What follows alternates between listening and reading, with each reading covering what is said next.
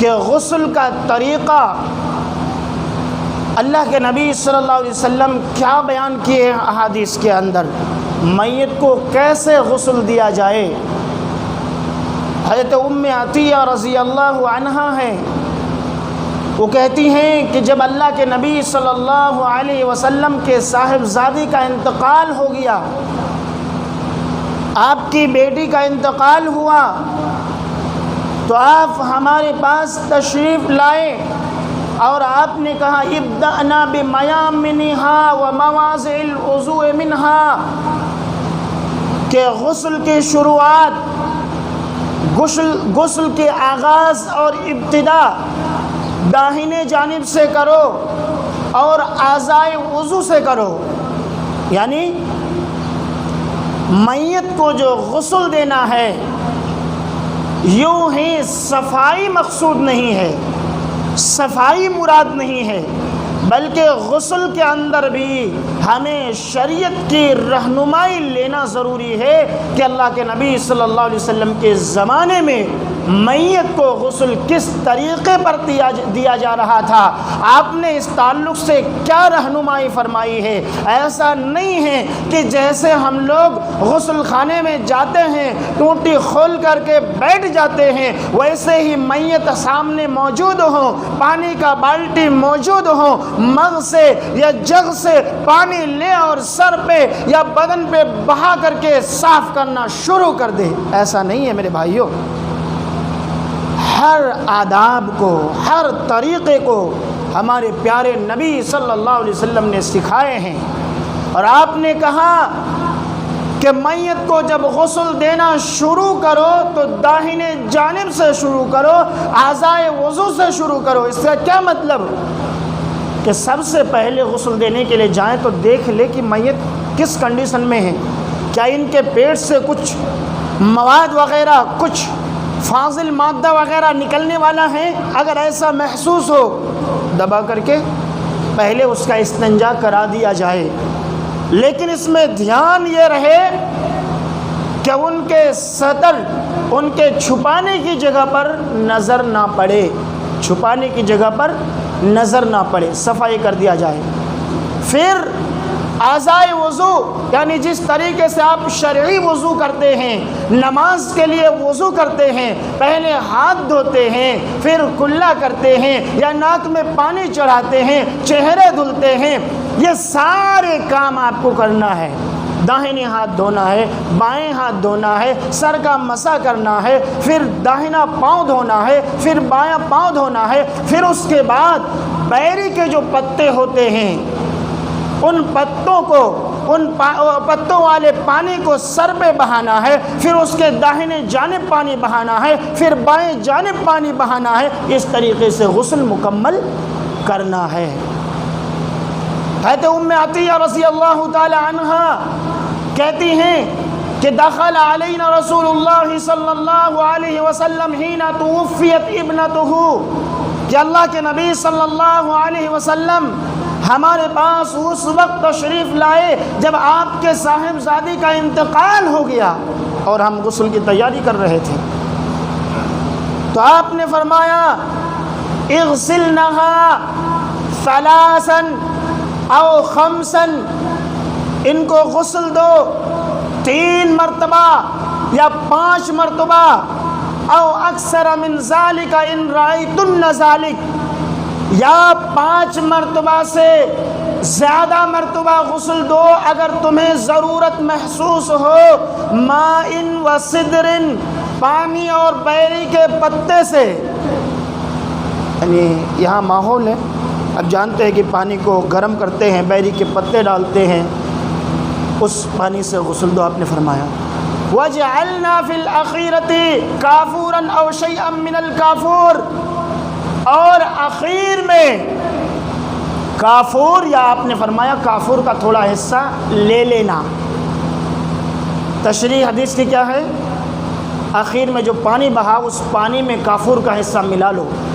پھر میت کے پورے بدن میں اس پانی کو بہاؤ۔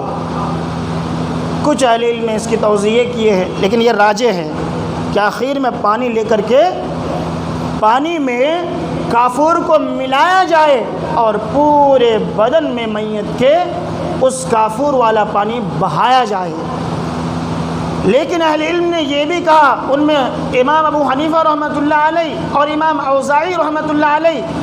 کہ کافور کا کچھ حصہ لے کر کے بدن میں لگا دیا جائے،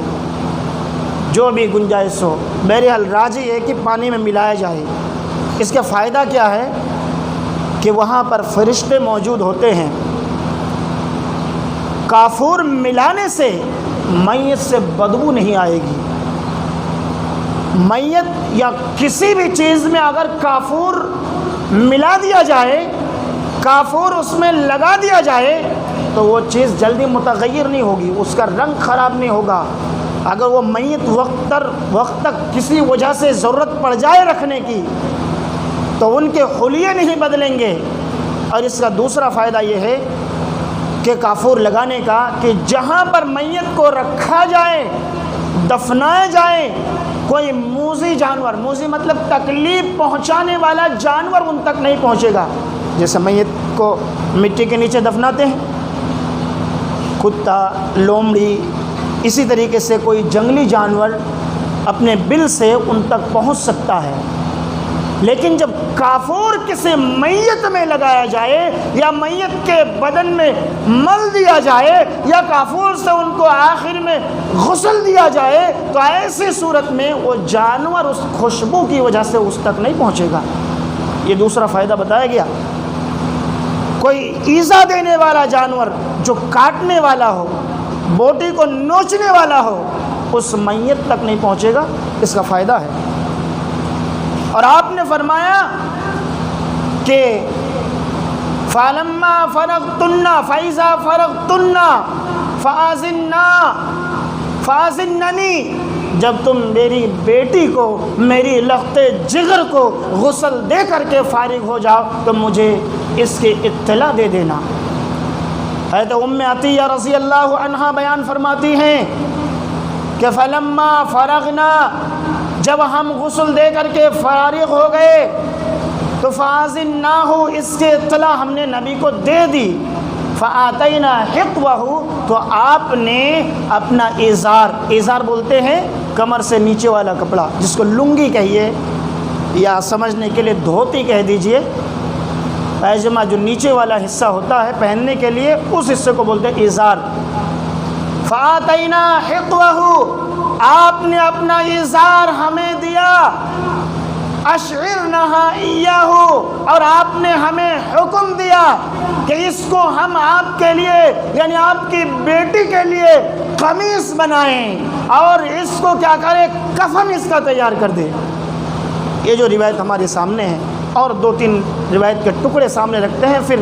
حدیث سے کیا بات معلوم ہوتی ہے اس کو سمجھتے ہیں۔ بخاری کی دوسری روایت کے الفاظ ہے ثلاثاً او خمساً او سبعاً، غسل دو 3 مرتبہ یا 5 مرتبہ، او سبعاً یا 7 مرتبہ کے الفاظ ہے اگر ضرورت محسوس ہو۔ ابو داؤد کے دوسری روایت ہے، اس کے الفاظ ہے سبعاً او اکثر من ذالک ان رأیتن، تم میت کو غسل دو 3 مرتبہ یا 5 مرتبہ یا 7 مرتبہ، اگر ضرورت اس سے زیادہ مرتبہ غسل دینے کی ضرورت ہو تو غسل دے سکتے ہو۔ لیکن اس میں جو بخاری کی روایت میں ہے، آپ نے کہا کہ غسل دینے کے اندر یہ لحاظ رکھا جائے کہ اغسلنہا وطرن، یا اغسلنا وطرن، کہ میت کو جب غسل دیا جائے تو یہ دھیان رکھا جائے کہ وطر غسل دیا جائے۔ وطر مطلب بیجوڑ، طاق، بیجوڑ، جو جوڑنا ہوتا ہو 3، 5، 7، 9، 11 اس طرح کی تعداد میں۔ لیکن میت کو غسل سب سے کم کتنا مرتبہ دیا جائے گا؟ 3 مرتبہ۔ اس روایت سے پتہ چلا کم سے کم میت کو 3 بار غسل دیا جائے گا، 3 بار کم سے کم۔ اچھا، اس روایت سے ایک بات اور اہم معلوم ہو رہی ہے کہ میت کے کفن کا انتظام کون کرے گا؟ اگر میت بچے ہیں یا بیوی ہیں یا میت وہ شخص ہیں جن کے مال ابھی انہوں نے کمایا نہیں، ان کے مال نہیں ہے، تو ایسے صورت میں جن کے ذمہ داری تھی اس میت کے کفالت کی، اسی کے روپیے سے کفن کا انتظام کیا جائے گا، جیسا کہ اللہ کے نبی صلی اللہ علیہ وسلم نے اپنی بیٹی کے لیے اپنا ازار دیا اور کہا کہ اس کو ان کا قمیص اور کرتا تیار کرو، کفن تیار کرو۔ اگلی روایت اور آ رہی ہے، اس روایت سے کہ یہ بھی بات معلوم ہو رہی ہے کہ میت کو جب کفن دیا جائے، آپ نے دوسری روایت میں فرمایا، مسلم شریف کی روایت ہے وہ، کہ لا ينظر الرجل الى عورت الرجل، کہ اگر میت کو مرد ہیں، میت مرد ہیں اور مرد کو کوئی قریبی رشتہ دار مرد غسل دے رہے ہیں، تو لا ينظر الى عورت الرجل، تو غسل دینے والا مرد اس میت کے سطر پر نظر نہ ڈالے، جو چھپانے کی جگہ ہے، پردے کی جگہ ہے، اس کو دیکھنا نہیں ہے، صفائی تو کرنا ہے، اس پر کپڑے رہیں گے، ہاتھ میں گلاف لگا لے، ہینڈ گلاف، یا پھر کپڑے وغیرہ رومال وغیرہ لپیٹ لے اور اچھے طریقے سے اس کی صفائی کیا جائے، ہر حال میں یاد رہیں کہ اس پر نظر نہ پڑنے پائے۔ وَلَا الْمَرَأَةُ إِلَىٰ عَوْرَةِ الْمَرَأَةِ، اگر عورت کو غسل دینے والی عورت ہے، کوئی قریبی رشتہ دار ہے، تو عورت کے چھپانے کی جو جگہ ہیں، ان کے پردے کی جو جگہ ہیں، اس کی خاص جگہ پر عورت نظر نہ ڈالے،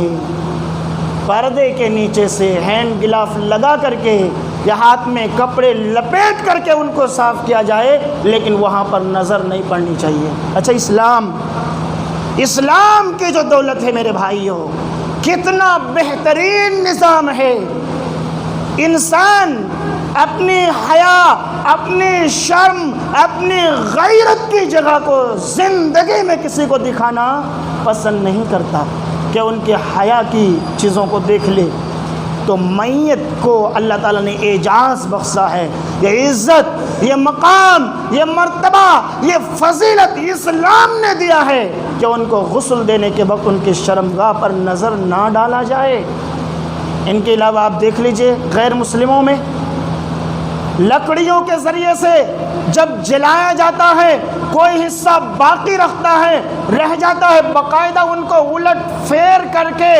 ان کے سارے حصے کو، ایک ایک پارٹس کو جلائے جاتے ہیں۔ کتنی بے حرمتی ہوتی ہے لاش کے ساتھ۔ تو کہیے اسلام پر رہتے ہوئے ہم الحمدللہ پڑھیں کہ نہیں کہ اللہ نے جو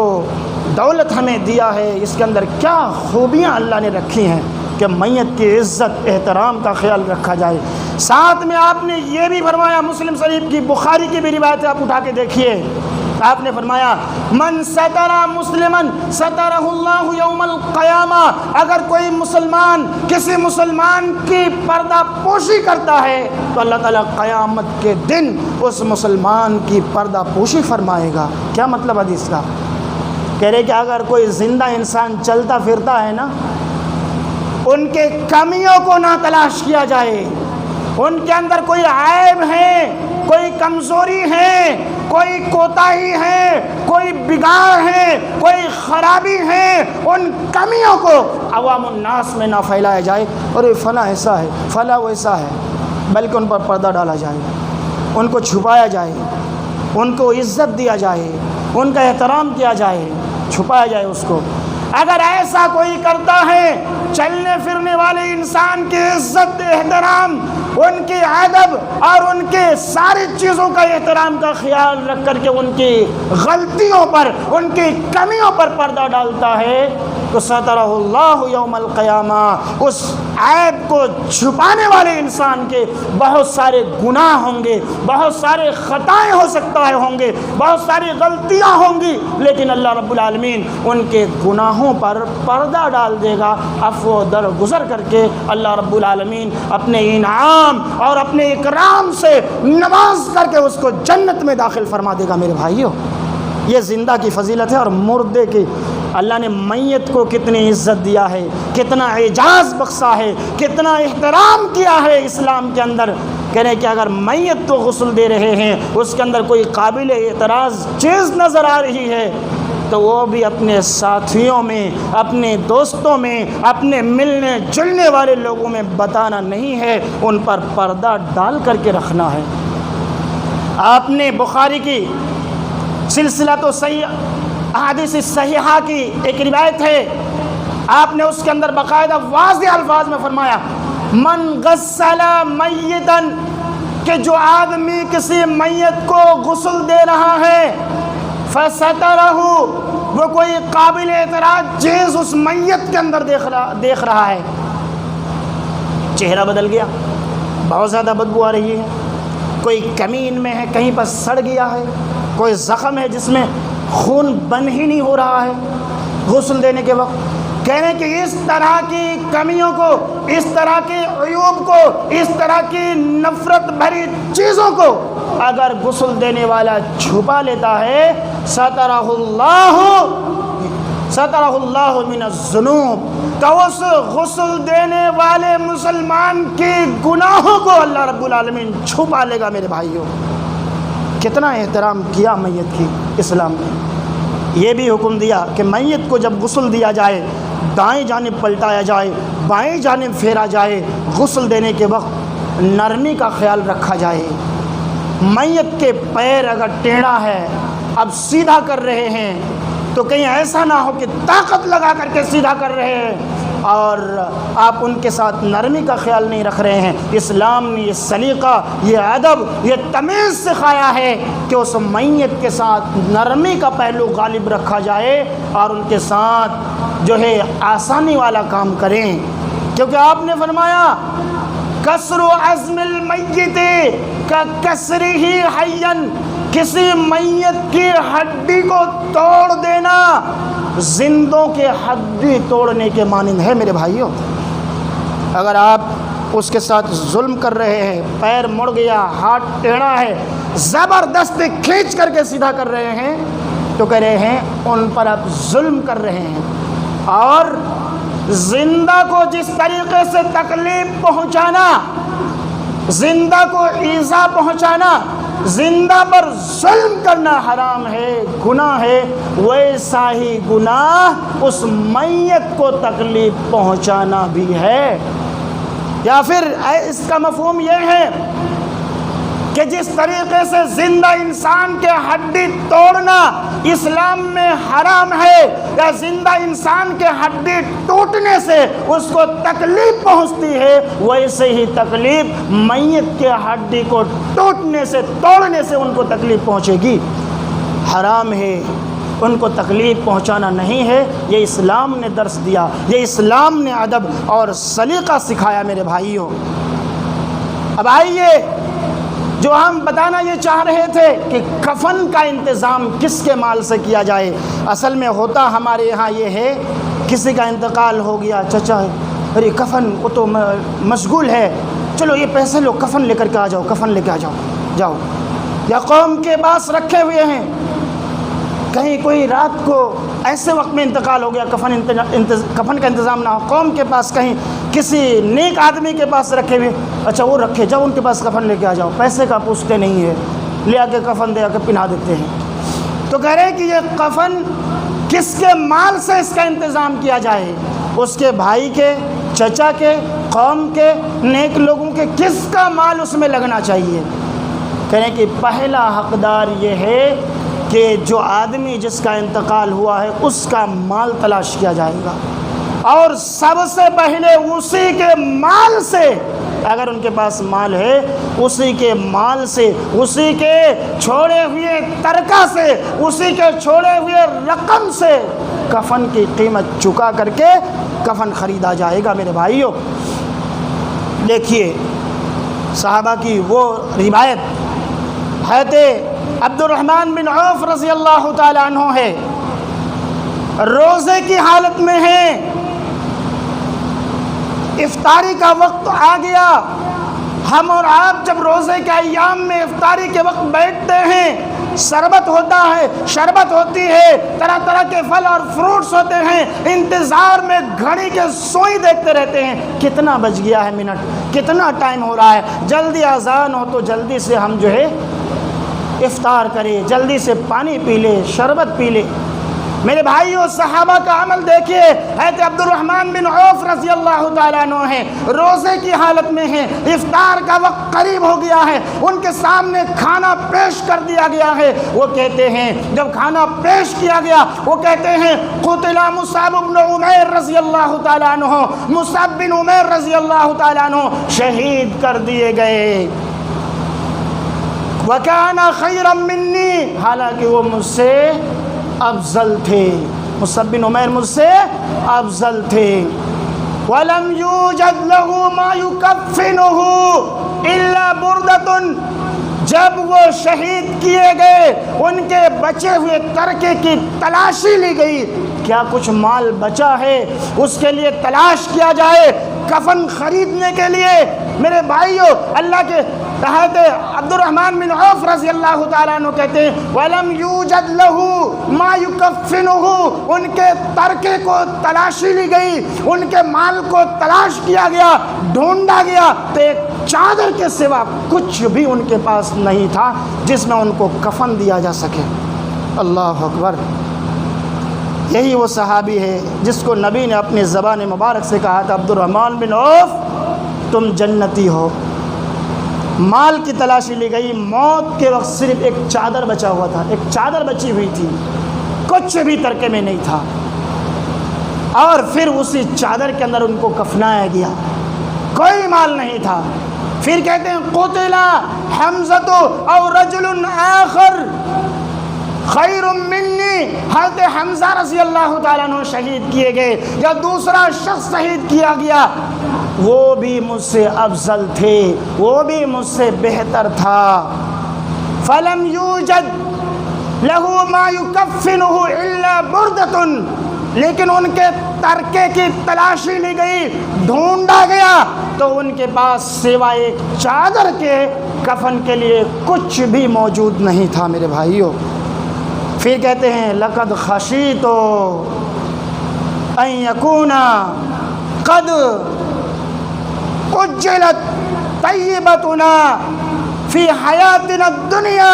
مجھے ڈر لگ رہا ہے, مجھے خوف محسوس ہو رہا ہے, مجھے اندیشہ ہو رہا ہے, میری جی اگ رہا ہے اور مجھے گھبراہٹ محسوس ہو رہی ہے کہ کہیں ایسا تو نہیں ہے کہ آرام کے سامان, سکون کی چیزیں, راحت کی چیزیں, کھانے پینے کی نعمتیں اللہ نے ہمیں اسی دنیا میں جلدی تو نہیں دے دیا ہمارے نیک کاموں کا بدلہ, کہیں ایسا تو نہیں ہے کہ آخرت میں ہم اس سے محروم ہو جائیں. ثم جعل یبکی, پھر وہ رونے لگ گئے. تو میرے بھائیوں اس روایت میں جو بتائی جا رہی ہے کہ ایک ترکے میں پورے مال میں صرف ایک چادر بچا کچا ہے اور اسی چادر کے اندر کفنایا جا رہا ہے. بتائیے اگر کفن میں قوم کے مال سے کفنانا جائز ہوتا ان کے لیے بچے کچے مال رہنے کے باوجود, تو کیا اس زمانے میں صحابہ اکرام دوسرے سے مال نہیں لے کر کے کفناتے, کفن خرید کر کے دوسرے سے لے لیتے نا؟ تو کرے ایک چادر چھوڑ کر کے گئے نا. اس سے اہل علم نے استدلال کیے ہیں کہ اگر مرنے والے میت کے پاس صرف اتنا ہی مال ہو کہ اس سے ایک کفن خرید سکتے ہیں تو ان کے اولاد کو اس میں سے کھلایا نہیں جائے گا. سب سے پہلا کام یہ ہوگا کہ اس مال میں سے اس کے لیے کفن خریدا جائے گا. وقت ہو گیا, اور نہ ایک روایت اور بھی تھی بہترین جس میں صرف اتنی بات یاد رکھیے کہ حضرت مصعب بن عمیر رضی اللہ تعالیٰ عنہ ہی ہے, ان کو جب کفن دیا جا رہا تھا کپڑے چھوٹے پڑ گئے تھے کفن کے, سر ڈھانکا جاتا تو پیر کھل جاتے, لیکن پھر بھی اسی کپڑے کے اندر کفن دیا گیا. کہیے اگر ایسا بہتر ہوتا کہ کسی دوسرے کے مال لے کر کے کفن خرید لو تو مکمل کیوں نہیں ڈھکتے ان کو کہ نہیں اس کے ایک چادر بھلے چھوٹی ہے لیکن ایک چادر تو ہے نا, اس کے مال کا وہ چادر ہے, ان کو اسی میں کفن دے دو. پیر کے حصے کھلے رہ گئے, سر کو ڈھانپا گیا, اس گر کے گھاس دے دیے گئے, لیکن جو کفن کا انتظام کیا گیا وہ میت کے مال ہی سے کیا گیا، میت کے کپڑے ہی سے کیا گیا۔ خلاصہ کلام یہ ہے کہ میت کے پاس اگر مال ہے تو میت کے مال سے کفن کا انتظام کیا جائے گا، اگر نہیں ہے تو ان کا ذمہ دار جو ہیں جن کے ذمے ان کی کفالت تھی ان کے رقم سے کفن کا انتظام کیا جائے گا۔ پھر بھی اگر ان کے پاس بھی کچھ بھی نہیں ہے تو پھر دوسرے لوگ کفن کا انتظام کر سکتے ہیں۔ اللہ رب العالمین سے دعا گو ہیں، بار الہ تو ہم لوگوں کو شریعت کی، احادیث کی صحیح مسئلے کو جاننے، سمجھنے اور اس کے مطابق عمل کی توفیق دے مولا۔ یا اللہ بہت سارے ایسے مسائل ہیں جن کو قوم کے لوگ اس لیے کرتے ہیں کہ ان کے خاندان کے لوگوں نے کیا، ان کے قوم کے لوگوں نے کیا، ان سے سوال پوچھا جائے، ہمارے اکابرین نے کیا، اس لیے کرتے ہیں۔ دین کی رہنمائی، نبی کی رہنمائی، اسلام کی رہنمائی اس مسئلے میں حالانکہ کچھ اور ہیں لیکن لوگ کرتے آ رہے ہیں اس لیے کر رہے ہیں، اور دلیل کہتے نہیں وہ لوگ کرتے ہوئے آ رہے ہیں، ہم کر رہے تو کون سی بری بات ہے، یہی دلیل دیتے ہیں۔ تو اللہ رب العالمین سے ہم دعا کرتے ہیں یا اللہ اس طرح کی آنا کانے والی باتوں کو ترک کر کے ہمیں احادیث پر عمل کرنے کی توفیق دے مولا۔ یا اللہ تو ہم سب کو اس دنیا میں جب تک رکھ، ایماندار بنا کر کے، توحید پرست بنا کر کے رکھ مولا، اور جب ہمارا خاتمہ ہو اس حال میں ہمارا خاتمہ ہو کہ تو ہم سے راضی ہو، خوش ہو اور سارے خطائیں معاف ہو چکا ہو، اس حال میں ہم سب کو اٹھانا مولا۔ آمین۔